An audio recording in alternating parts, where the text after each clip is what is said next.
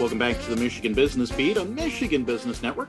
Jeffrey Mosher sitting in for Chris Holman on the road, well, recording remotely as we all are tended to do so these days. This time around, reaching out to Josh Gembala, Enhanced Security Services Manager for ASK in the Rio Town neighborhood of Lansing, Michigan.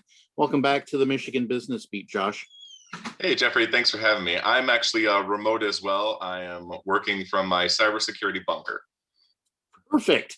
Excellent. So in Michigan, we'll leave it at that. Yes.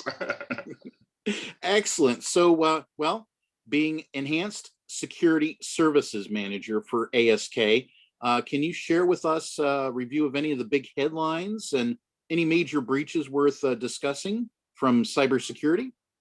Yeah, so two items I wanted to cover today. One involved a combo list. So you remember Home Depot had a breach years ago. Well, all of that data that was collected from that breach kind of floats around the internet for a while. And there are groups that will collect all of these past data breaches, like that one, for instance, and bundle that all together. So they bundle together stolen usernames, email addresses, passwords into large lists, and then those lists are traded around.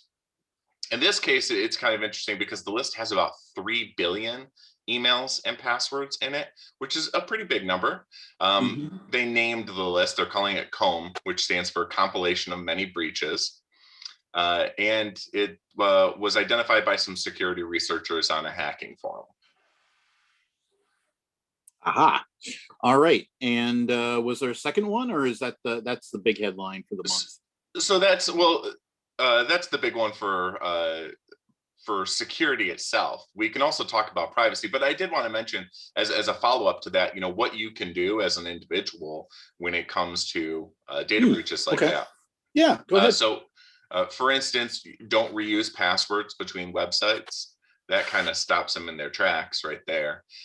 Use a password manager. If you have a lot of passwords to handle, something like a LastPass or a 1Password, that's the number one password, are good tools to use. Enable multi-factor authentication, which I've said on this podcast every time I've been on here for the last 5 years, whenever possible. And then if you want to know whether your information is included in any of these breaches, there's a website you can go to, haveibeenpwned.com. pwned.com, and you put in your email address and it tells you what data breaches your info might be part of.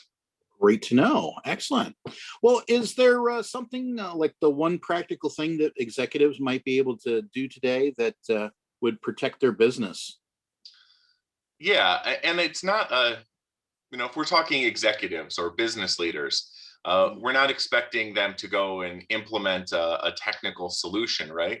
So what I would expect every leader and every business owner to be doing is knowing what your company's security goals are for the year.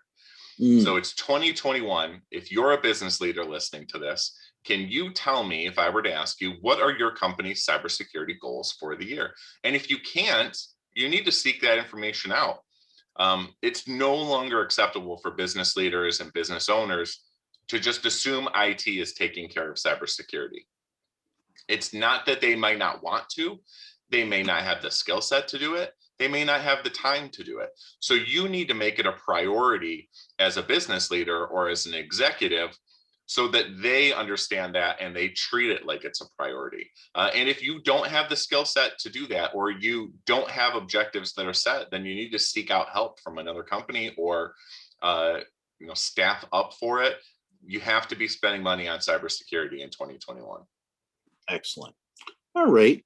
Well, we've got about a minute and a half, and I'd love to drill down on a few of any of the things that are coming down the line as well that executives should be aware of. Yeah, I think that looking at where threats are right now and what a business is most likely to encounter still has to do with social engineering and phishing. And the reason this is such a successful way of getting money or exploiting an organization is because the right people aren't being told that they're at risk. So if you need to be training your human resources, your accounting, and your executive team on cybersecurity threats. If you're not doing those things, then you're really setting yourself up for something bad to happen. And it's not to say that you won't be able to recover from it, but we like proactive solutions.